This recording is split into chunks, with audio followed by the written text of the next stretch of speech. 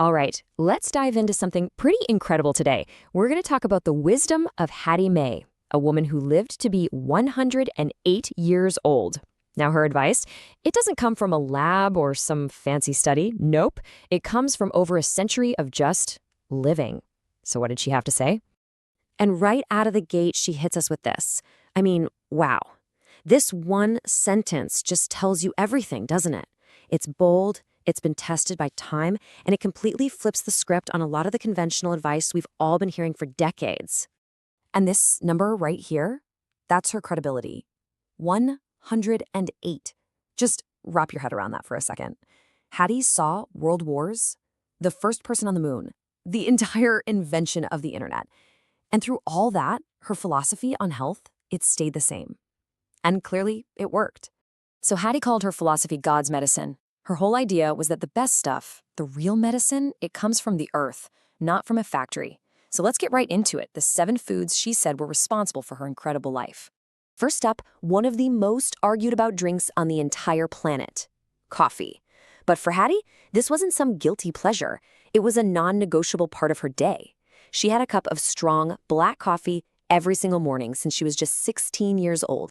But listen, it's not just about the caffeine buzz. For Hattie, coffee was a message. It was a signal to her body to get up and get to work. She knew it was full of antioxidants, those little bodyguards for your cells, and it just woke up her brain.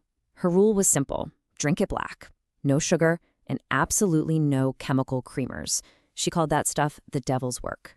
Okay, her second food is something she called God's candy.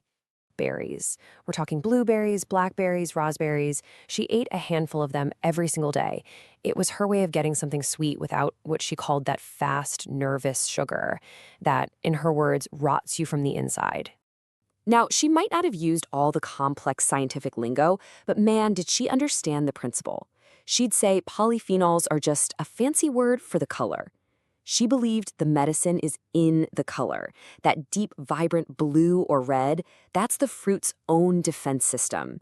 And she was convinced that what protects the fruit is going to protect you too. All right, for number 3, we're going from the garden to the sea. Hattie was a huge fan of fatty fish. You know, things like salmon, mackerel, and especially sardines. The oily kind of fish that's just packed with those amazing brain-boosting fats. I just love this quote. It perfectly reframes something as simple as a can of sardines. Her husband saw a cheap meal, but she saw powerful, potent medicine. It's such a great reminder that being healthy doesn't have to be expensive. And this right here really gets to the core of her practical thinking. You know, today we hear a lot of worry about mercury in fish, but Hattie's focus? It was on something else entirely. She was way more worried about the very real nightmare of having a brain that can't remember the names of your own children. For her, that trade-off was a no-brainer. Okay, get ready for this one because number 4 is a biggie, the whole egg.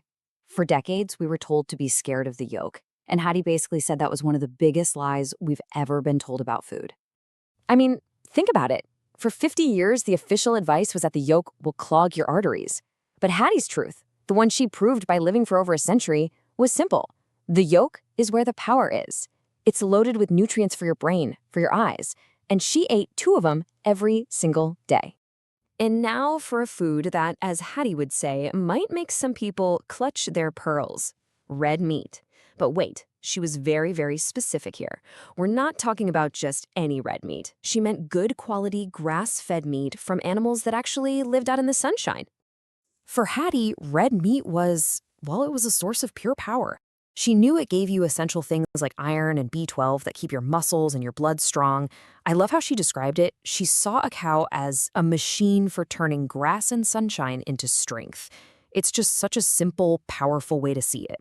Okay, moving on to number 6. This is something that's super trendy right now, but it's been a part of her diet since forever: fermented foods. Of course, she didn't use that fancy term. She just called it sauerkraut or pickles or buttermilk.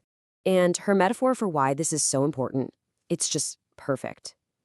She said your gut is like a garden. If it gets all overgrown with weeds, you're going to feel sick and tired. Fermented foods are what help tend that garden. In her simple words, a happy gut is a happy life. And finally, we've arrived at her little secret. Number 7 is raw cacao. Now, hold on. We're not talking about those sugary chocolate bars you see at the checkout line. We're talking about the pure, bitter, dark powder. She'd put a spoonful right in her coffee every morning. She explained that raw cacao has something in it called PQQ. Yeah, it's a mouthful. She knew that. But her explanation was brilliant. She said what it does is tell your body to make new mitochondria. You know, those tiny little power plants inside all of our cells. Or, as she put it tells your body to make new spark plugs. It's all about creating fresh energy to keep you going. So, coffee, berries, fish, eggs, meat, fermented foods, and cacao. That's the list. But as powerful as all that sounds, you might be sitting here thinking, is that really it? Is that the whole secret? Well, this is where Hattie's wisdom goes so much deeper than just the food on your plate. She was crystal clear about this. Food is just the fuel. It's vital, yeah, but it isn't the engine. The real engine, the thing that actually drives a person for over a century, is your spirit. And this quote, this really says it all. This is the absolute core of her whole philosophy. You can have the perfect diet, you can do everything right. But according to Haiti, if your heart is full of bitterness or anger or resentment, it just won't matter. Your emotional health is the real foundation. So this was her real recipe. It's not just about what you eat, it's about how you live. Have a reason to get out of bed in the morning. Have people in your life to love. Forgive the people who've wronged you. Laugh, especially when it hurts. And just be grateful for another day. That was her blueprint for a long and happy life. Which really leaves us with one last thing to think about. In our world, a world that is just drowning in data and scientific studies that seem to contradict each other every week, what's the real value of the wisdom from a single long life?